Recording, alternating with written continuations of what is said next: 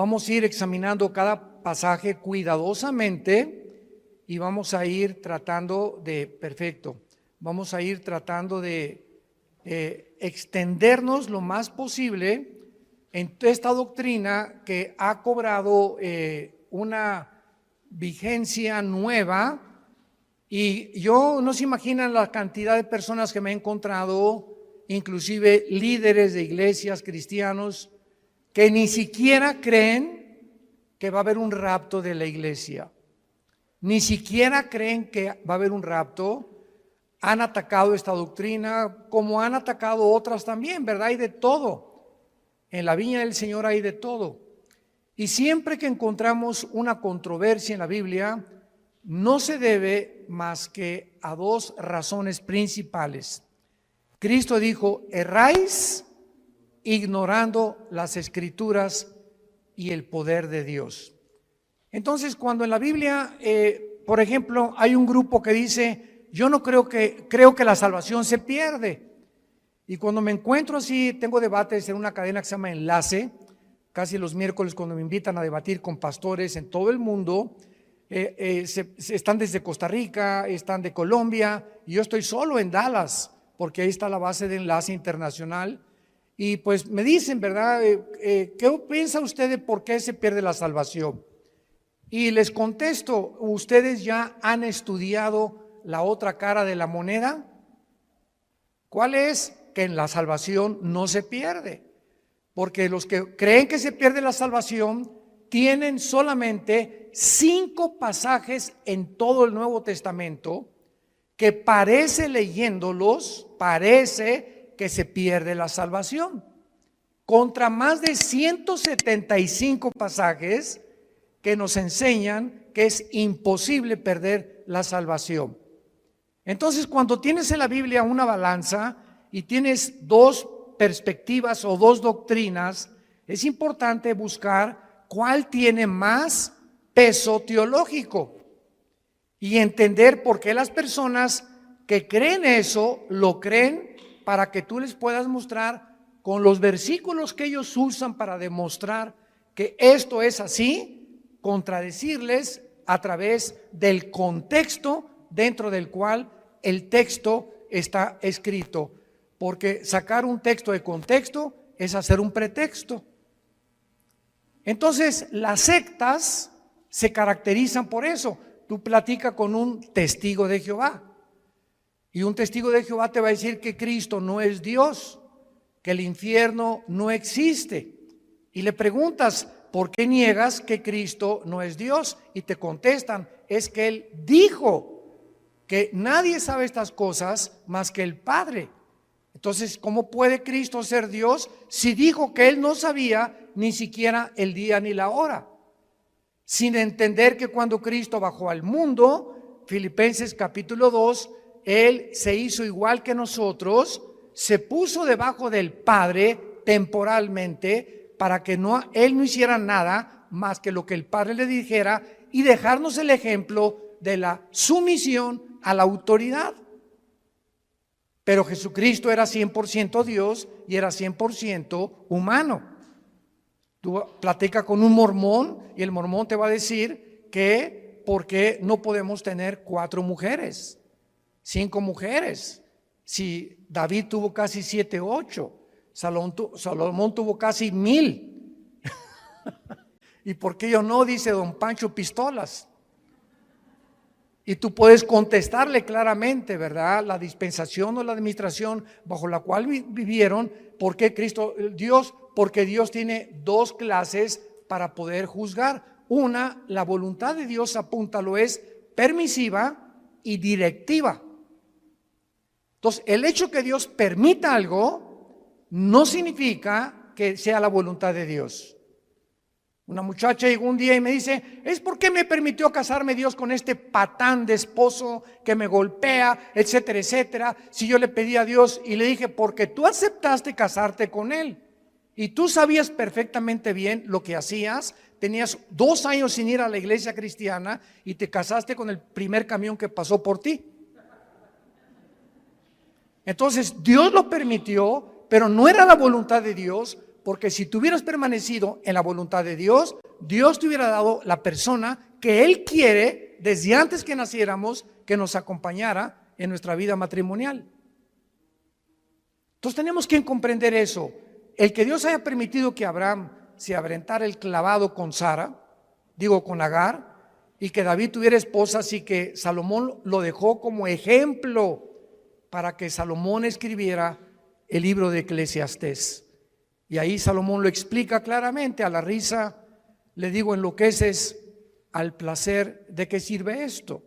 Para que cualquier hombre que crea que teniendo 2 mujeres o 3 mujeres ya la hizo y vas a ser feliz, te equivocas, porque las cosas que se escribieron para nuestra enseñanza se escribieron a fin que a través del ejemplo de los hombres y mujeres que Dios exhibe con sus pecados en la Biblia, veamos que por eso la Biblia es un libro de santidad. Muy bien, vamos a abordar esta doctrina del rapto de la iglesia. Primera de Tesalonicenses 4, del 13 al 18. Pablo les dice a esta iglesia: no queremos, hermanos, o tampoco queremos que ignoren acerca de los que duermen. Dios no quiere que ningún cristiano ignore qué pasa después de morir. No quiere Dios que nosotros ignoremos qué hay después de la muerte, para que no nos comportemos como la gente que, como no sabe qué hay después de la muerte, como mi abuelita, se murió uno de sus hijos de mi abuela materna y se vistió de negro 8 meses sin salir de su casa para guardar luto.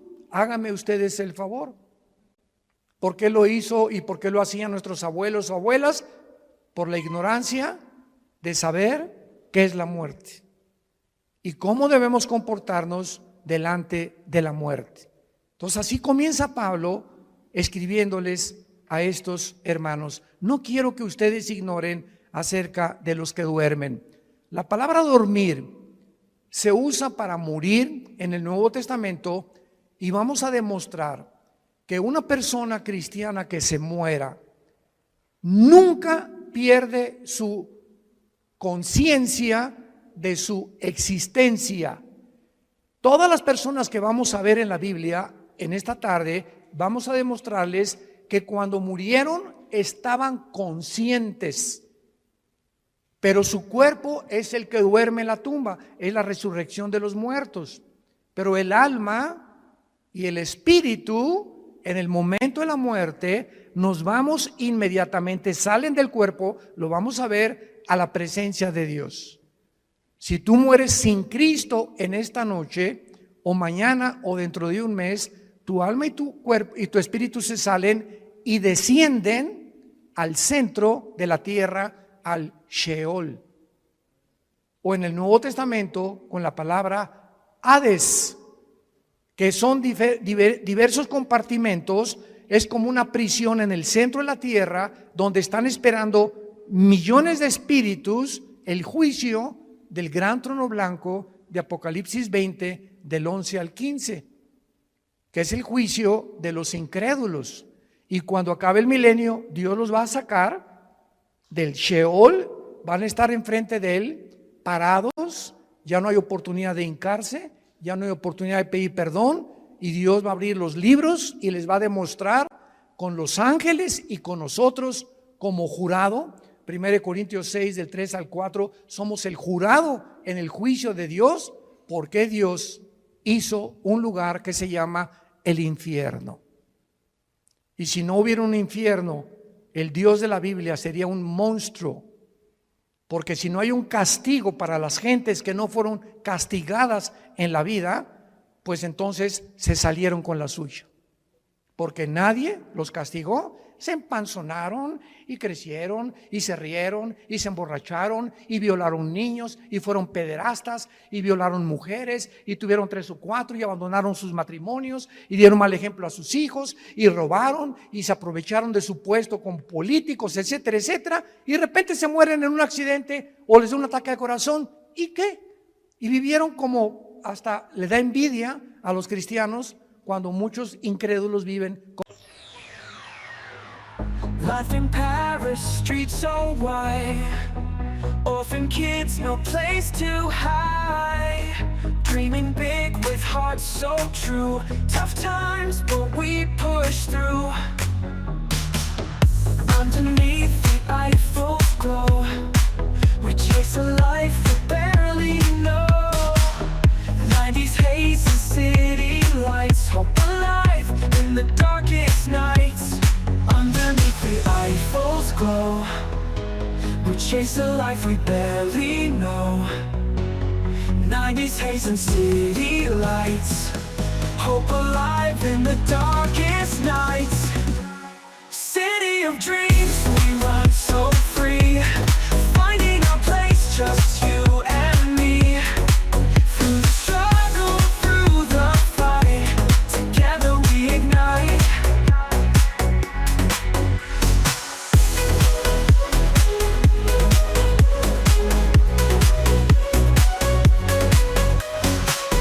Painted skies with stories told. In the alleys, dreams unfold.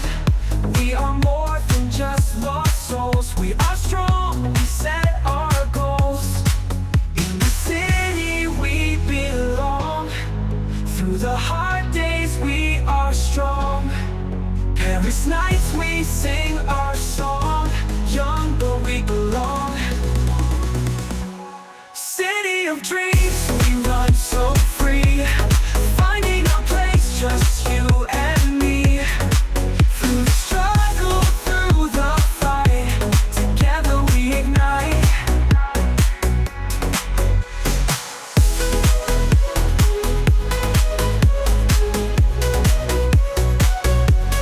City of dreams, we run so free, finding our place, just you and me. Through the struggle, through the fight, together we ignite.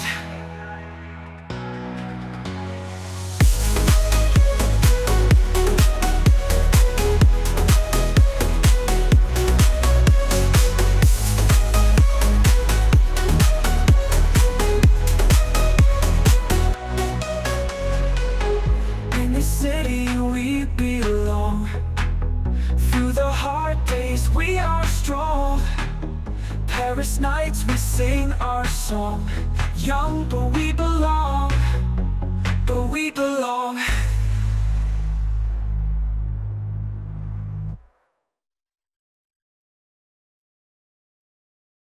Como viven, pero la Biblia dice que hay un juicio y de este juicio no se escapan nadie, porque Dios no puede ser burlado.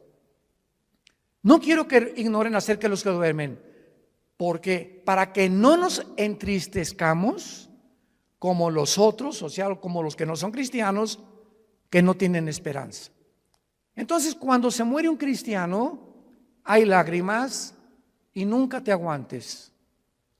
Ahora está demostrado psicológica y neurológicamente que cuando una persona reprime sus emociones, algo sucede que comienzas a descomponerte emocional y mentalmente. Y puedes llegar a depresiones gravísimas. Entonces, Dios nos dio la capacidad de llorar. Y si alguien se murió, no te aguantes, llora.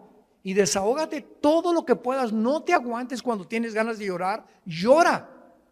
Pero al mismo tiempo que lloramos, hay una compensación de saber que mi primo, mi hermano, mi papá está en un lugar muchísimo mejor que si se hubiera quedado en Querétaro. Está feliz con el pandero, si fue cristiano, etcétera, etcétera. Y hay una tristeza porque es un ser que ya no nos vamos a volver a ver. Como dijo el hermano Luis Palau, hace unos meses que acaba de morir de cáncer, grabó un video que me llegó, me atravesó el corazón. Y Luis Palau dijo antes de morir, semanas antes de cáncer, yo quisiera que toda mi familia se fueran en el mismo avión conmigo. Así lo dijo, en el mismo avión. Pero yo me voy adelantando y me van a alcanzar después en otro avión ellos. Pero estoy contento porque voy y sé a dónde voy, porque sé que me está esperando Jesucristo. Y el momento que cierre mis ojos y que mi alma salga, me olvido de todo y descanso verdaderamente por toda la eternidad. Entonces, este pensamiento lo trajo Jesucristo, porque tenemos esperanza. Entonces, Dios no quiere que vivas como los que no tienen esperanza, que le lloran a sus muertos 6 meses, 1 año, 2 años de luto. Esto es absurdo y ridículo para un cristiano. Versículo 14, porque si creemos, vean el sí condicional. Si realmente tú crees que Jesús murió y resucitó, así también, vean con mucha atención esto, así también traerá Dios con Jesús a quienes. Cuando Jesús venga en el arrebatamiento, si tú mueres hoy en la noche o yo muero hoy en la noche como cristianos y no ha venido el arrebatamiento, que vamos a hablar más adelante, nos vamos al cielo, y cuando venga Jesús, que no va a poner sus pies en la tierra en el rapto, va a ser en el cielo, y vamos a venir con Él los que hemos muerto en Cristo, de Pentecostés a nuestros días. Porque los santos del Antiguo Testamento resucitan después de la tribulación. Entonces hay varias resurrecciones, como dice 1 Corintios 15, 22 al 28, que lo vamos a ver más tarde. Entonces, cuando venga Cristo, traerá con Jesús a los que durmieron con Él. Esto implica que los muertos ya están con Jesús, no están en el cementerio. Ya están con Jesús los muertos, no están en el cementerio. Como el cuento de el Día de Muertos en México, ¿no? Que estaba la India María en el cementerio con una olla de mole. Y llegó la señora Pompidou con un ramo de flores. Y entró la señora Pompidou al cementerio con su ramo de flores así. India bruta, le dice, ¿cuándo crees que tu muertito se va a comer el mole? Y le contestó la India María, cuando venga el suyo por las flores. O sea, tanto los ignorantes como los de la clase alta cometen el mismo error que se llama paganismo.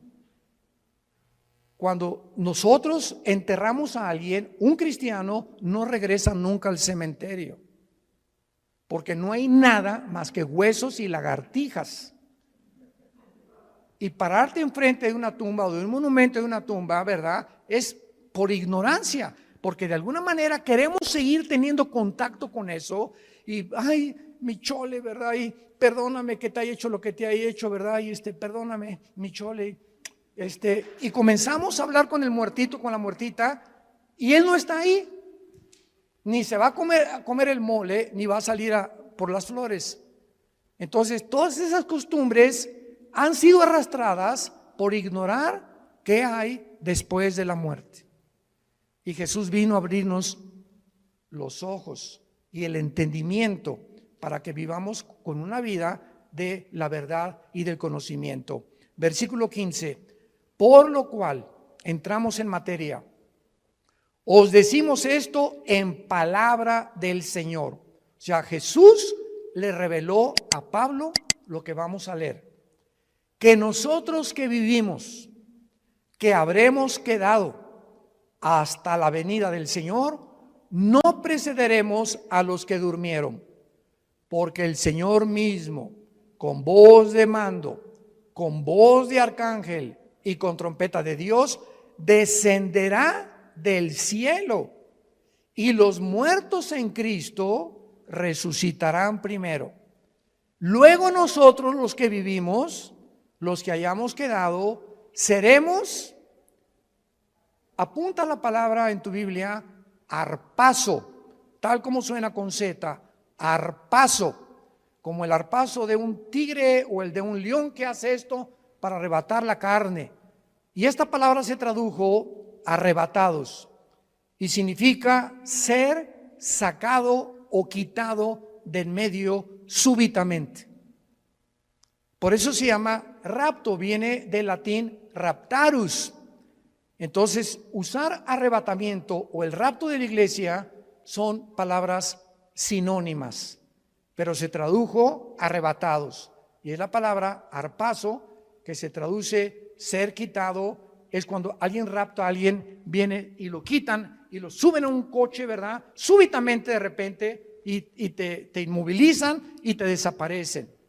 Por eso se llama que seremos raptados. De repente, millones de personas en el mundo van a encontrar la ropa tirada en el suelo. Todos los bebés van a desaparecer del planeta Tierra y los niños menores de edad hijos de los cristianos. Aviones van a chocar porque los pilotos chocaron, porque desaparecieron los pilotos. Los congestionamientos de tráfico en las carreteras van a ser espantosos por tantos choferes que desaparecieron de sus trailers, de sus carros y tuvieron que chocar. Va a haber un congestionamiento impresionante en los medios de comunicación, tratando todos de poder investigar qué sucedió, qué pasó, quién se llevó a millones de personas del planeta Tierra. ¿Qué creen ustedes que el mundo va a contestar? Se los llevaron los ovnis. Y no es coincidencia que desde 1948, cuando Israel regresa a su tierra, desde el 48 hasta nuestra época, y más en los últimos meses, se ha promulgado y ha aumentado la comunicación y la investigación sobre el fenómeno de los ovnis. Las Naciones Unidas ya tienen un departamento dirigido por una hindú, una mujer de la India, encargada de investigar el fenómeno ovni. Al expresidente Trump le dijeron los senadores que por favor explicara el problema de Roswell, que en Nuevo México parece que cayó un ovni en Estados Unidos y que había un habitante dentro de él que lo sacó la CIA y el Pentágono en Estados Unidos y descubrieron que pues era completamente falso. Entonces, ¿por qué están apareciendo tantos platillos voladores en el cielo? Yo quiero darles ahorita la respuesta. Una vez me preguntaron, ¿por qué ustedes los cristianos no creen en los ovnis? Y yo les contesté, ¿quién dice que no creemos? Claro que hay muchos videos falsificados y relatos de personas que fueron raptadas por ovnis o que también hicieron experimentos genéticos con ellos, pero hay hechos que son reales. Y yo estuve traduciendo, ¿te acuerdas, Alan? De Jim Arwin. Jim Arwin fue el piloto de la nave Apolo 15, que fue el primer vehículo que caminó en la luna. Y Jim Arwin vino a México y me llamaron a mí, ya hablaba yo inglés en aquel tiempo, para que fuera su traductor. Fuimos como 6 o 7 universidades, ¿te acuerdas? Y Jim Arwin estuvo platicándonos con nosotros que él vio, porque allá cuando regresaba de la luna, él se convirtió a Cristo. Y en la escuela donde iba Alan tenía a un hijo que ellos adoptaron, ¿te acuerdas? Era un taiwanés o de Filipinas, que era en la misma escuela donde iba Alan y nuestra hija Kim, que ya murió de cáncer. Pero Jim Arwin me dijo, mira Armando, yo vi una cosa que pasó enfrente de la nave cuando íbamos entrando ya a la atmósfera, que era una velocidad Mach 3, o sea, imposible que ninguna nación haya fabricado tal artefacto que pueda trascender la velocidad del sonido. Y le dije, ¿qué era? Dice, nada más vi algo como plateado que pasó enfrente de mí. Entonces, hay astronautas y hay pilotos de integridad que dicen que se han enfrentado con este fenómeno de los ovnis. ¿Y cuál es la respuesta? La respuesta es que es real. Nada más que los cristianos no les llamamos ovnis, les llamamos ovis. Objetos voladores identificados. Porque no negamos que existen, pero sabemos quién está detrás de ese fenómeno. Son materializaciones de la energía satánica. Satanás está preparando el mundo para que cuando venga el arrebatamiento de la iglesia, sepa el mundo que fuimos sacados del mundo por extraterrestres. Ahorita, en el estado de Colorado, en Estados Unidos, el más grande observatorio de los ovnis, ¿quién creen ustedes que lo financia? El Vaticano. ¿Y saben cómo se llama el observatorio? Lucifer. Lucifer, el más grande observatorio que está tratando de encontrar, porque dijo el Papa Francisco que si llegaban los ovnis, él los iba a evangelizar. Bueno, no nos vamos a perder con eso, ¿verdad? Pero vamos a explicar esto claramente. Dice el versículo 5 que cuando Jesucristo venga en el rapto, va a haber una generación de cristianos vivos. Dios quiera que seamos nosotros. Muy bien. Y dice el versículo 16 que cuando Él venga, viene con voz de mando que solamente lo vamos a oír nosotros. Viene con el arcángel Miguel, que es el comandante en jefe de la nación de Israel. Y también dice la Biblia que vendrá con una trompeta. Y esta trompeta no es la última trompeta del capítulo 14 de Apocalipsis, porque las trompetas del Apocalipsis son de juicio. Y la trompeta que se va a usar aquí es para llamarnos a nosotros. Vamos a oír como un shofar. Porque en el libro de los Números, en el Antiguo Testamento, cuando acampaban, usaban 2 trompetas. Entonces en el desierto eran 2 millones de personas. ¿Y cómo podía Moisés decirles, mándeles un Twitter a los que se encuentran como a 1 kilómetro acampados, porque necesito tener una reunión mañana en Zoom con ellos? Entonces agarraba una trompeta y tenía un sonido continuo, y cuando la gente lo oía, se acercaban alrededor del campamento y de la tienda de Moisés y de Josué para saber que él tenía instrucciones. Y había otro toque de trompeta que era que era repetido, que significaba empaquen porque nos vamos, estamos cercanos por el enemigo. Entonces uno era para reunir al pueblo y el otro para huir, porque tenían que cambiarse de lugar porque sentían que venían enemigos contra ellos. Y el toque de trompeta que vamos a oír es para reunirnos con Jesús. No puede ser la trompeta del Apocalipsis. Esto es muy importante para poder saber, porque he oído que han dicho que es la última trompeta del Apocalipsis, y esas son trompetas de juicio. Entonces dice la Biblia, Cristo descenderá del cielo, versículo 16. Y noten ustedes que los primeros en encontrarse en el aire con Cristo serán los muertos, pero vean ustedes, en Cristo. O sea, desde Pentecostés hasta nuestros días se formó la iglesia. La iglesia no existía en el Antiguo Testamento, no existía en los evangelios. Fue cuando en Pentecostés, bajo el Espíritu Santo, que se formó el cuerpo de Cristo. Y ahora la iglesia somos seres humanos que estamos en Cristo, injertados en Él. Dice Efesios 5, somos parte de sus huesos y de su carne de Cristo, es el cuerpo místico de Cristo. Entonces en el rapto, si nosotros estamos vivos y viene ahorita a las 7:30 de la noche y oímos, vamos a oír, ¿verdad? Nada más nosotros un sonido, y de repente en un abrir y cerrar de ojos estamos en el cielo con Él. Ya Él viene con todos tus parientes que murieron antes que nosotros en Él. Los santos del Antiguo Testamento resucitan después de la tribulación. Y este orden, porque dice en 1 Corintios 15, 22 al 28, que hay un orden establecido por Dios para la resurrección de los muertos. Primero Cristo, las primicias, después los que son en Él. O sea, la iglesia que somos nosotros.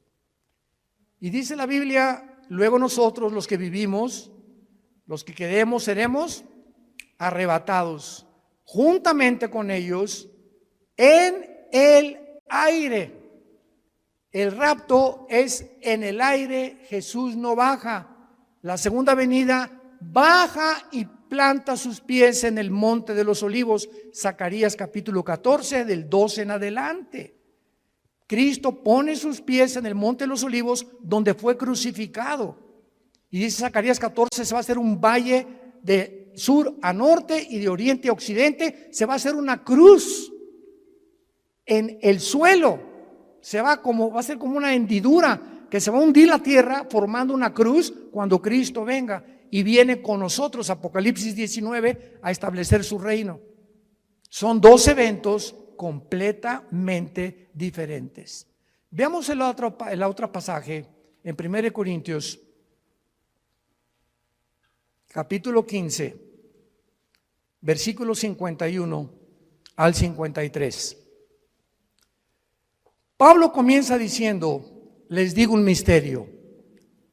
El rapto de la iglesia, síganme con mucho cuidado, era desconocido por los judíos. Ningún profeta del Antiguo Testamento habló del rapto de la iglesia, que habría un grupo de personas que no íbamos a morir. Era desconocido bajo el Antiguo Testamento. En los evangelios no se encuentra, en Mateo, Marcos, Lucas y Juan, no se encuentra el rapto. Más que cuando Jesús dice en Juan 14, voy a preparar una morada para ustedes y vendré y os tomaré a mí mismo. De una forma indirecta, la palabra os tomaré a mí mismo, que es en el griego paralambano, apúntalo, paralambano significa ser sacado y unido a Cristo. Y al apóstol Pablo, no a Juan, no a Pedro, no a Santiago, no a Mateo, no a Lucas, a nadie el Espíritu Santo le reveló este misterio. Entonces estaba escondido, era un secreto que Dios tenía guardado para nosotros, los que pertenecemos a la iglesia. Y se lo revela al apóstol Pablo. Les voy a decir un misterio, dice Pablo. ¿Cuál es este misterio? Que no todos vamos a morir, pero todos vamos a ser transformados. Cuando venga el arrebatamiento estamos vivos en milésimas en un parpadeo de ojos. Mi cuerpo, tu cuerpo es transformado a la semejanza del cuerpo con el cual Cristo resucitó. Porque si me preguntan, ¿cómo va a ser nuestro cuerpo? ¿Me voy a parecer a John Travolta? ¿Me parecería a Madonna cuando resucite? Y tenemos curiosidad de cómo va a ser nuestro cuerpo, ¿verdad? Lo vamos a ver ahorita con mucho detalle, porque la Biblia nos dice cómo va a ser nuestro cuerpo. Entonces, este misterio es que habría una generación de cristianos que no vamos a saber lo que es morir. No vamos a atravesar el túnel que atraviesan, como decía David le llamó el camino de todos los hombres. Pablo le dice abandonar este cuerpo. Entonces, este misterio fue revelado al apóstol Pablo y dice el versículo 52 explicándonos cómo va a suceder. En un momento, en un abrir y cerrar de ojos, a la final trompeta, porque se tocará la trompeta y los muertos serán resucitados incorruptible y nosotros transformados, porque es necesario que esto corruptible se vista de incorrupción y esto mortal se vista de inmortalidad. Muy bien, ahora vamos a demostrar a continuación claramente en la Biblia que lo que enseñan los testigos de Jehová y los mormones es una grande equivocación, que los muertos están dormidos y que no hay conciencia después de la muerte hasta la resurrección. Vayamos primero a Génesis capítulo 35 en el Antiguo Testamento. Esto es maravilloso. La Biblia es preciosa. No hay nada perverso en ella. Todas ellas, las palabras de Dios, son rectas al que entiende y razonables a los que han alcanzado la sabiduría. Dice Proverbios 8 del 4 al 8. Vean ustedes Génesis 35, versículo 18. Pon una lupa o un microscopio para lo que vamos a leer. Aconteció que al salírsele, apúntalo, Nepesh. Nepesh con SH al final. Es la palabra hebrea para alma. Al salírsele el Nepesh o el alma murió. Desgraciadamente hay una traducción de la Biblia que se llama la Nueva Versión Internacional. Yo no se la recomiendo a nadie. Y si tú lees este versículo en esta versión de la Biblia, dice, aconteció que suspiró. ¿Y qué es un suspiro? O sea, no explica nada, ¿no? Porque no nos revela la parte que forma el cuerpo humano, que es el alma. Vamos a ver cuál es la otra parte del cuerpo humano. Y cuando dice la Biblia, Nepesh, si lo quieres apuntar, el alma es el centro de la mente, las emociones, la voluntad y los sentimientos. Eso es el alma. Y que en otras partes del Antiguo Testamento se traduce como el corazón. Del corazón salen las malas palabras, del corazón sale esto, del corazón aquello, perverso y engañoso el corazón, Jeremías 17:9, y cuando dice perverso y engañoso el corazón, perverso y engañosos son nuestros sentimientos.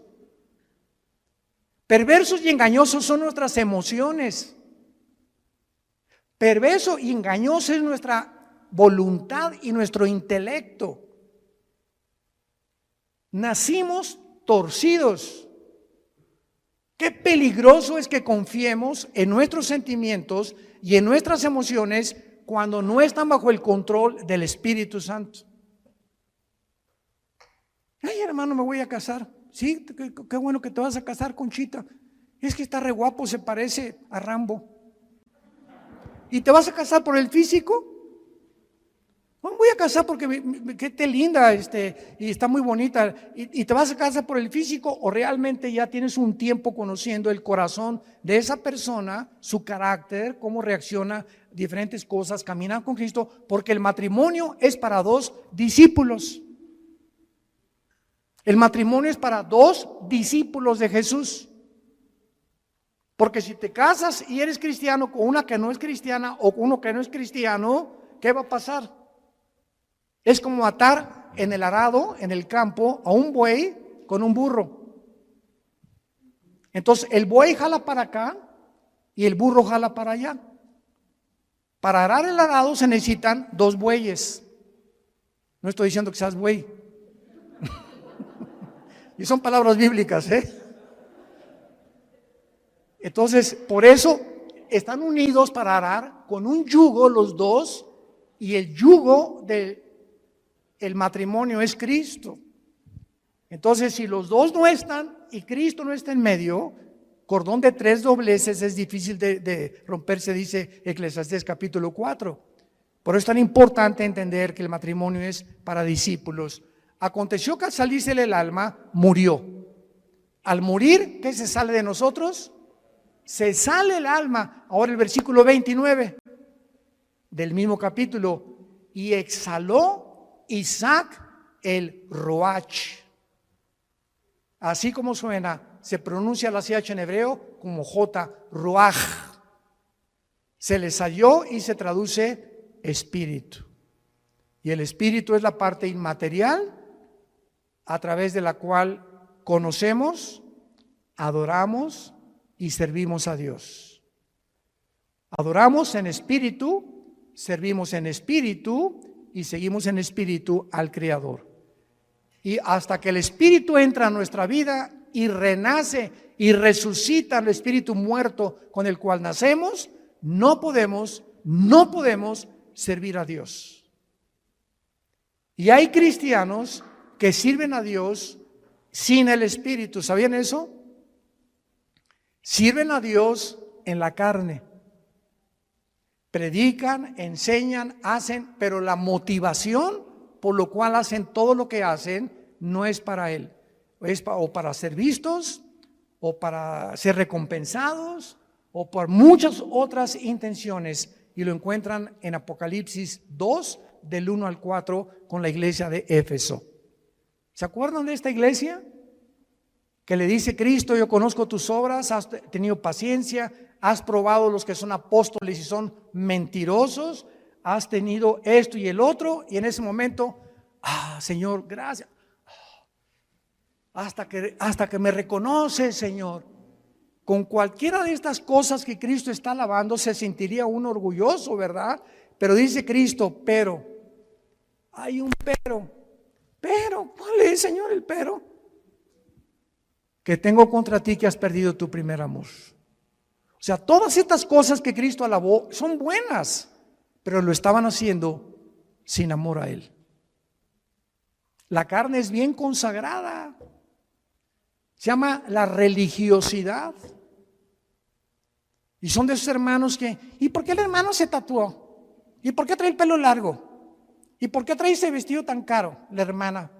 ¿Y por qué la otra parece china poblana? ¿Y por qué esto y por qué el otro? ¿Y por qué se ponen aretes? ¿Y por qué celebran la Navidad? Dios mío, santo, no sé a qué virgen invocar,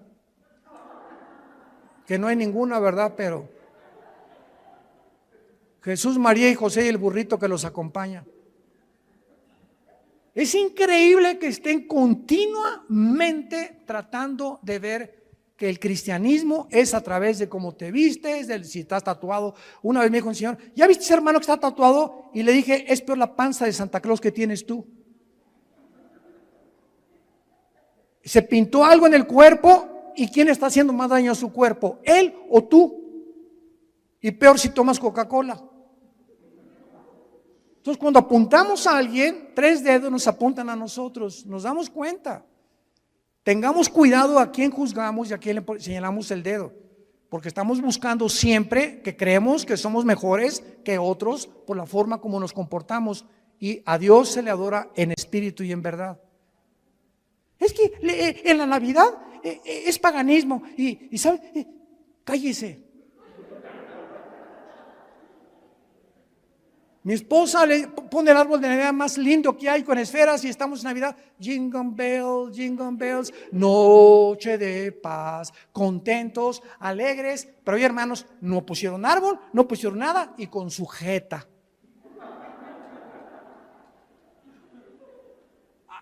Imagínense en el cielo, Dios al arcángel Miguel: búscame a los que pusieron arbolito y les pones una tacha. ¿Se imaginan ustedes que así Dios calificara la vida espiritual de nosotros? Los que pusieron y los que no pusieron, los que toman vino y los que no toman vino, los que están tatuados y los que no están tatuados. Dios ve el corazón. El gozo y la paz en el espíritu que tengamos y la comunión con Él, eso es lo que Dios busca en nosotros. Ahora veamos en Filipenses capítulo 3, ya que hemos visto que al morir se sale el espíritu y el alma, no estamos dormidos. ¿Cómo será nuestro cuerpo cuando nosotros resucitemos? Dice Filipenses capítulo 3 con muchísima claridad, y tal vez muchos lo han leído antes, pero noten ustedes con los detalles que Dios nos da. Filipenses 3, 20 y 21. Mas nuestra ciudadanía está en los cielos, de donde también esperamos. Esta es nuestra esperanza. Estamos esperando no al anticristo, estamos esperando a Jesús, al Salvador, al Señor Jesucristo, el cual transformará el cuerpo de la humillación nuestra para que sea semejante ¿a quién? Para que sea nuestro cuerpo igual ¿a quién? Al cuerpo con que Cristo resucitó.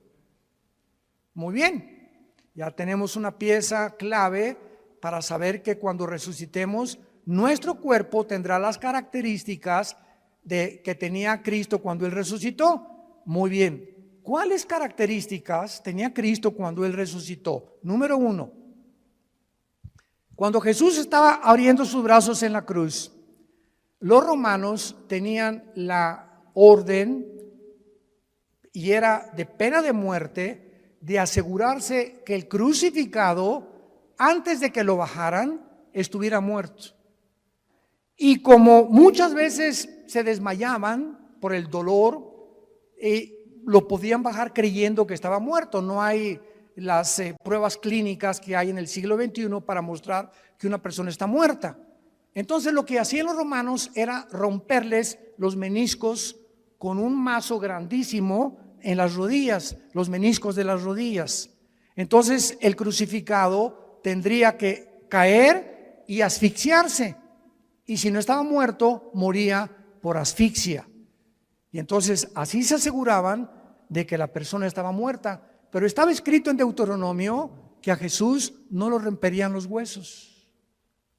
Y cuando se acercó un soldado a Cristo para romperle los huesos, un centurión romano le había dicho al soldado: detente, yo voy a hacerlo de otra manera. Agarró una lanza y lo atravesó de la izquierda a la derecha, todo el diafragma y el corazón de lado a lado, para asegurarse que estaba muerto.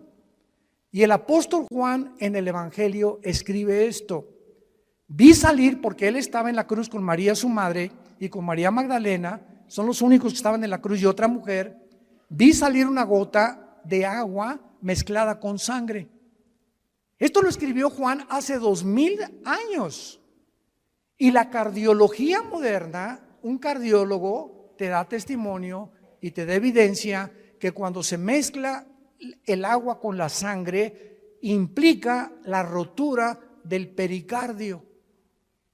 ¿Qué es el pericardio? Es una capa que envuelve el corazón, y cuando se rompe produce un derramamiento de agua mezclada con sangre, lo que implica que cuando Jesús fue atravesado con la lanza ya estaba muerto. Y ahora quiero hacerles una pregunta a todos ustedes, que me encanta hacérselas, sobre todo a los teólogos, aquí a los calvinistas y a los arminianos, y yo que aquí, que se me diga, a ver. ¿De qué murió Cristo?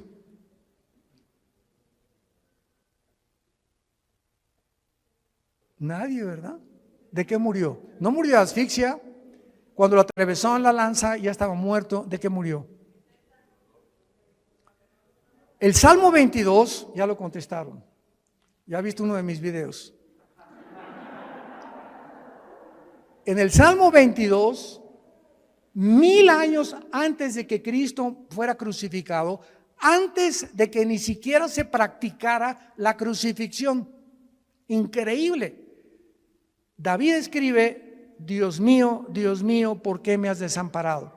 Comienza David a escribir 1000 años antes lo que Jesús pronunció en la cruz, y lo que Jesús desde la cruz, como si David se hubiera adelantado al futuro, se hubiera metido en la cruz de Cristo y él estuviera viendo lo que Cristo vio desde la cruz. Esto es impresionante. Y más adelante David escribe: horadaron mis manos y mis pies, y mi corazón fue como la cera. Cristo murió en el momento que tus pecados y mis pecados fueron puestos sobre su cuerpo, rompieron su corazón. Murió de dolor moral. No soportó llevar en la cruz nuestros pecados, y fueron nuestros pecados los que produjeron su muerte. Y 700 años antes de que él muriera, el profeta Isaías, capítulo 53, escribió: despreciado y desechado entre los hombres, varón de dolores, escondimos de él el rostro, fue menospreciado, no le estimamos, molido fue por nuestros pecados y completamente deshecho por todo lo que nosotros hicimos.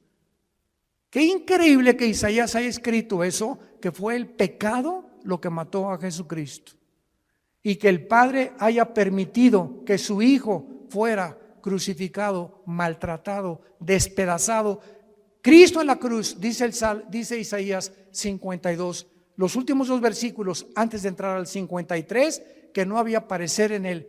Cristo en la cruz era un guiñapo humano.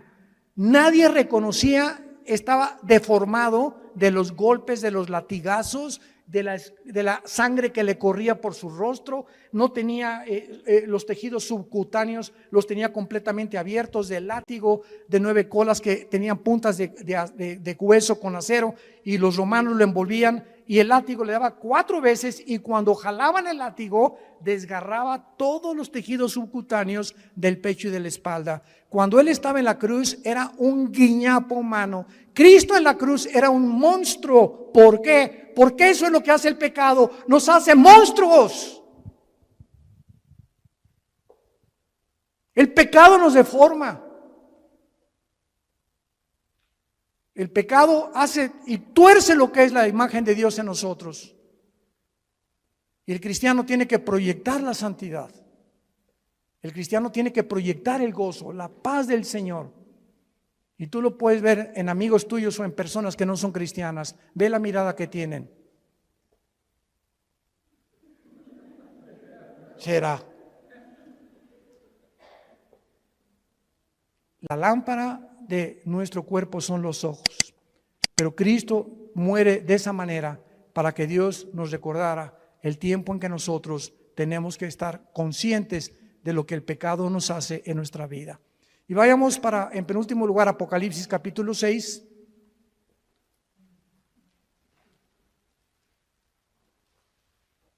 Molido por nuestros pecados. Qué tremendo. En Apocalipsis 6 vemos otra evidencia de que cuando morimos no estamos dormidos. Capítulo 6, versículo 9 en adelante. Cuando abrió el quinto sello, vi, dice el apóstol Juan, vi bajo el altar las almas de los que habían sido muertos por causa de la palabra de Dios y por el testimonio que tenían. ¿Cómo podía Juan ver en el cielo cuando la sangre y la carne no pueden heredar la corrupción? ¿Cómo pudo Dios llevarse a Juan al cielo? ¿Cómo pudo en 2 Corintios 12 llevarse Dios a Pablo al cielo cuando nuestro cuerpo nos impide estar en otra dimensión donde todo es santidad y perfección? Lo corrompible no puede heredar la incorrupción, ya lo vimos. Bueno, la respuesta es que Juan estaba durante el tiempo de la tribulación en el Espíritu en el cielo. Y esto nos muestra que aparte de los ojos físicos que tenemos, porque cuando alguien está muerto, vienen los gusanos y nos comen el cerebro, ¿verdad? Nos comen los ojos en la tumba, nos comen las orejas y queda el puro esqueleto ahí tirado en el cementerio. Sin embargo, en la otra vida tenemos ojos, tenemos oídos y tenemos otro cuerpo. Y los ojos que vamos a tener en la otra vida, ya los tenemos en esta vida y se llaman los ojos espirituales, que estamos entrenando para ver la Biblia. Si tú vienes a la Biblia con tus ojos carnales, sin antes orar ni limpiar tu vida, Dios no va a permitir que veas nada de revelación, ni el Espíritu Santo te va a descubrir las cosas profundas que se encuentran en la Biblia, porque los puros de corazón verán a Dios, nada más. No podemos acercarnos a Dios con un corazón sucio y con una mente inmunda. Entonces, qué increíble, ¿verdad? Que la Biblia pueda mencionar que podamos mantener la existencia y la conciencia de la existencia. Y esto nos prueba otra cosa tremenda que hoy en la comida mi esposa y yo, platicando con unos dentistas en casa de Alán, nos compartieron, ¿verdad? De lo que está descubriendo en el mundo de la medicina, de las vibraciones, etcétera, etcétera. Tú sabes que nosotros cuando soñamos, ¿no es la mente la que produce los sueños? ¿Tú sabes que los pensamientos no se forman en el cerebro? Los pensamientos y los sueños están en el área de la dimensión espiritual. Y una cosa es el cerebro y otra cosa son los pensamientos, porque cuando tú mueras, el cerebro, tu cerebro se queda con los gusanos, alimento de los gusanos, y en la otra vida vas a recordar quién eres. Pero ¿cómo si tu cerebro ya no lo tienes? Ya se lo comieron los gusanos. Esto nos demuestra claramente que la conciencia no está en el cerebro, los pensamientos no están en el cerebro. El cerebro no es un órgano como el hígado que produce la bilis y los intestinos, los jugos gástricos, etcétera, etcétera. Pero el cerebro es solamente un órgano, pero no forma parte de la vida espiritual. Y cuando la Biblia dice renovaos en vuestra mente, no dice en el griego en el cerebro, dice en vuestra mente, y la mente es el alma. ¿Están aprendiendo algo? Juan está en el cielo y ve las almas de los muertos. No estaban dormidos. Y Juan, versículo 10, los oye que los muertos tenían cuerdas vocales en la otra vida. Las que tenemos aquí, los gusanos se las comieron. Y en la otra vida Juan oye que clamaban a gran voz, oyó que estaban junto a Dios y le estaban preguntando a Dios: ¿hasta cuándo, Señor, santo y verdadero, no juzgas y vengas nuestra sangre en los que moran en la tierra? ¿Qué fue lo que Juan oyó que estaban diciendo estos muertos en el cielo? Que estaban muertos en su cuerpo, pero conscientes de existencia en la otra vida, espiritualmente hablando. ¿Estaban pidiendo venganza? Estaban pidiendo justicia. Ahora, fíjense qué importante es esto. En el cielo, los que están ahorita en el cielo están conscientes de muchas cosas que pasan en la tierra, como nos los demuestra este versículo, porque más adelante se les dice que se esperen hasta que mueran los demás, que el anticristo.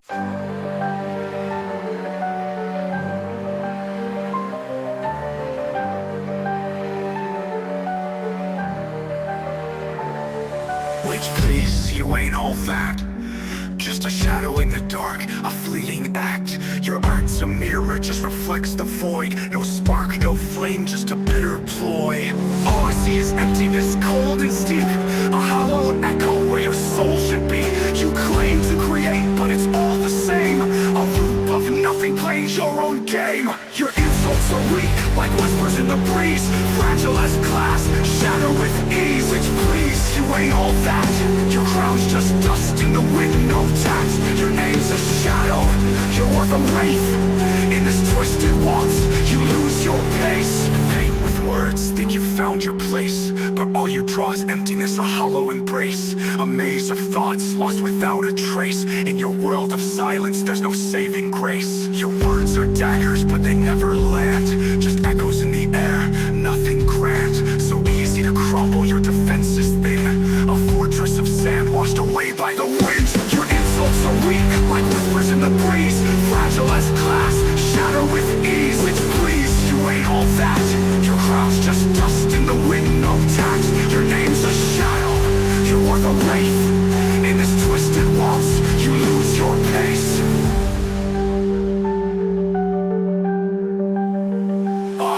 I see is emptiness, cold and steep.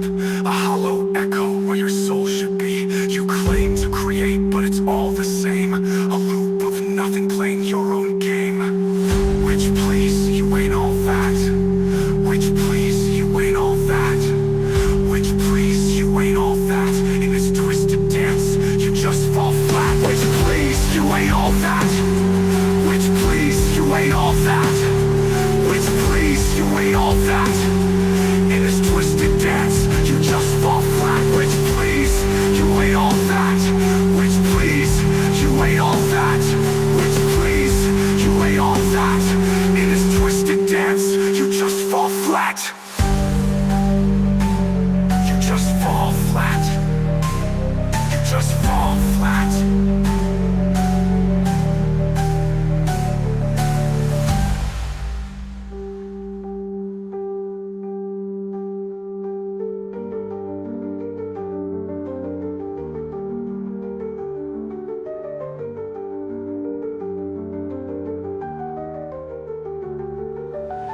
va a matar.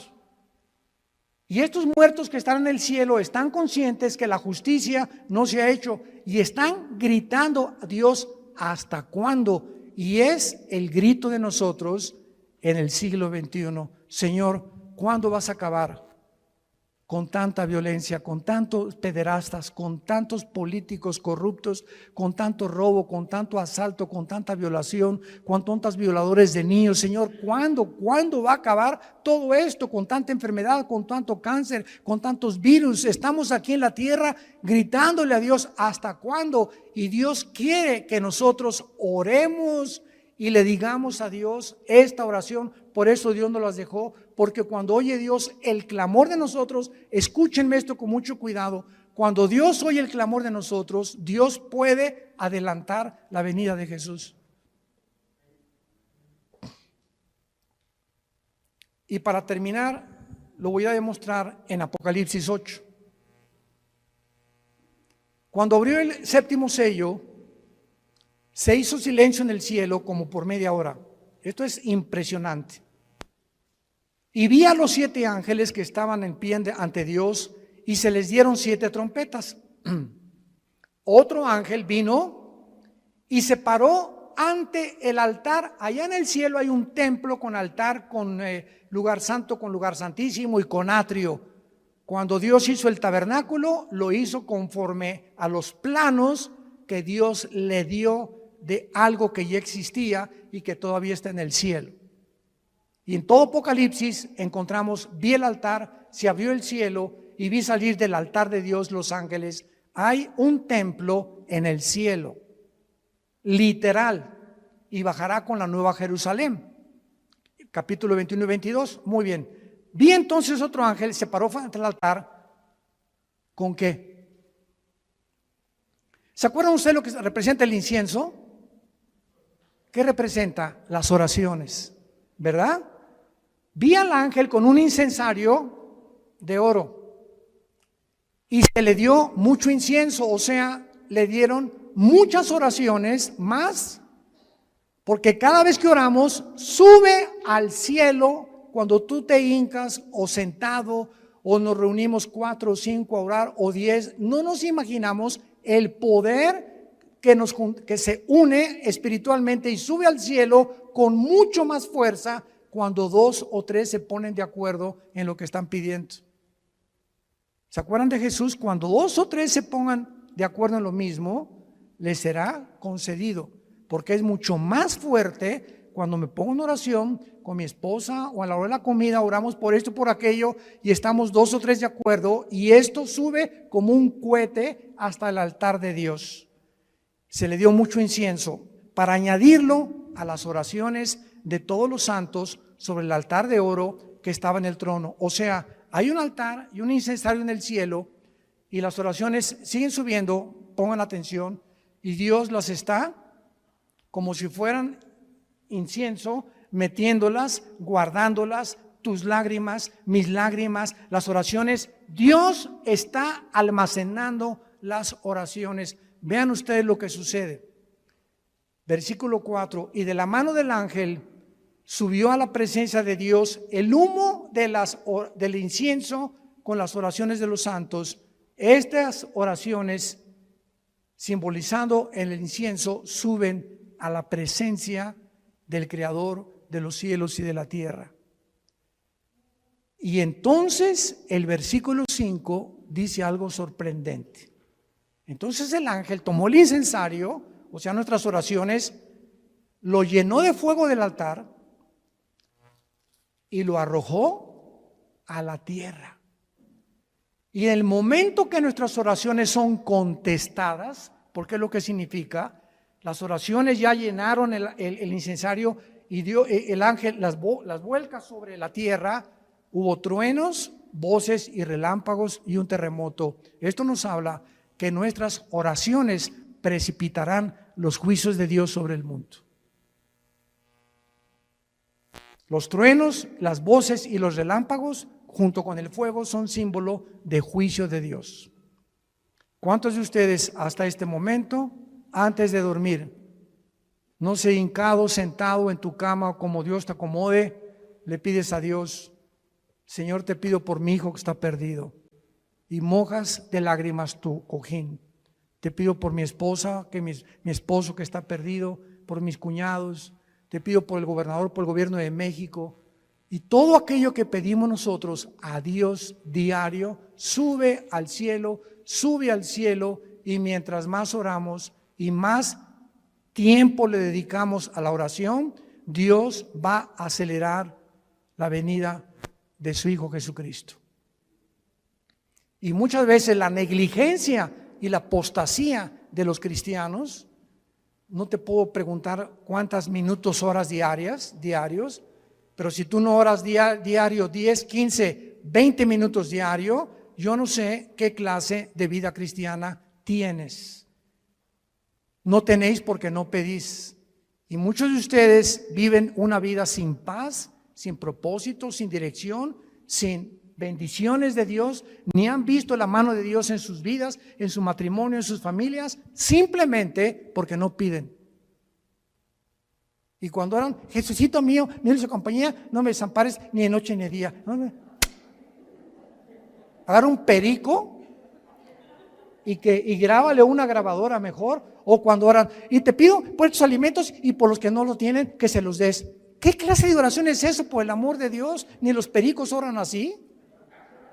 Te pido que les des alimento a los que no se leen. Oye, pobre Dios, sin falta de misericordia, dales alimento a los que no lo tienen. ¿Y tú crees que te va a contestar Dios? A ver, Miguel, búscate a todos los pobres de África y mándales un sándwich. Oramos tantas vaciedades. Espíritu Santo, baja, como dice la canción. ¿Cómo que baja? ¿Los tienes dentro de ti?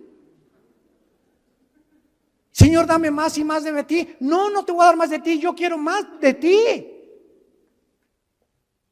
Dame más de ti, como dice la canción, dame. Y Dios nos está diciendo lo contrario, tú dame más de ti. Yo ya te di a mi Hijo, ya te di a mi Espíritu Santo, ya te di la Biblia. O también nos juntamos a orar y comienzan a orar, Padre, y yo una hermana, sí, Padre, en el nombre de Jesús, y la otra hermana, amén, gloria a Dios, a su Altísimo, y de repente ya no saben de qué están orando, porque todos van comenzando y todo es un relajo, es el Cirque du Soleil de la oración. Cuando nos juntemos a orar, cállate la boca y uno dirige la oración para que nos pongamos de acuerdo en lo que está orando, y no todos, sí, Señor, amén, Señor. ¿A qué le estás diciendo amén, cabeza de bolillo? Tenemos que aprender a orar. Yo he ido a iglesias donde o sea, qué increíble que no sepamos como cristianos que hay un orden en todas las cosas. Dios es un Dios de orden. Y cuando nos ponemos de acuerdo en cosas, Padre, te pedimos por el gobierno, te pido por aquello, etcétera, etcétera, la oración cambia las cosas. Y si tú en esta noche tienes a Jesucristo como tu Señor y como tu Salvador, y tú saliendo ahorita mueres un balazo, no sé lo que pueda pasar, un choque, o mañana no amaneces, tú mueres en paz y vas a ir al cielo directamente en el instante, en los segundos en que tú te separes de tu cuerpo de este mundo. Hoy, antes de acostarte, yo te pido que te asegures que tienes a Jesús como tu Salvador. Oremos. Señor, te damos gracias por tu palabra, a causa de la esperanza que nos está guardando en el cielo, y porque nos has hecho partícipes de la herencia de los santos en luz. Nos has trasladado de las tinieblas al reino admirable de Jesucristo. Bendito sea el Dios y Padre de Jesucristo nuestro Señor, que nos hizo renacer para una esperanza viva por medio de la resurrección de Jesucristo, que fue crucificado, enterrado y resucitado a los 3 días, para una herencia incorruptible, inmarcesible, reservada para nosotros en los cielos, que somos guardados mientras tanto aquí en la tierra por tu poder, Señor, mediante la fe, habiendo huido de las concupiscencias, de las pasiones desordenadas, de los síntomas sociales que nos indican que vienes pronto por nosotros, de la descomposición moral de la sociedad en la que estamos viviendo. ustedes sean santos en toda su manera de vivir. Porque si invocan mi Padre o mi nombre, que soy santo ante todas las cosas, dice el Señor, andad con temor durante todos los días de vuestra peregrinación, sabiendo que fuimos rescatados con la sangre de Cristo, sin contaminación, no con oro ni con plata, sino con la vida del Hijo de Dios. En esta noche y en esta tarde, ustedes a través de las redes sociales, yo les invito a que vengan a la cruz. No te invito a una religión,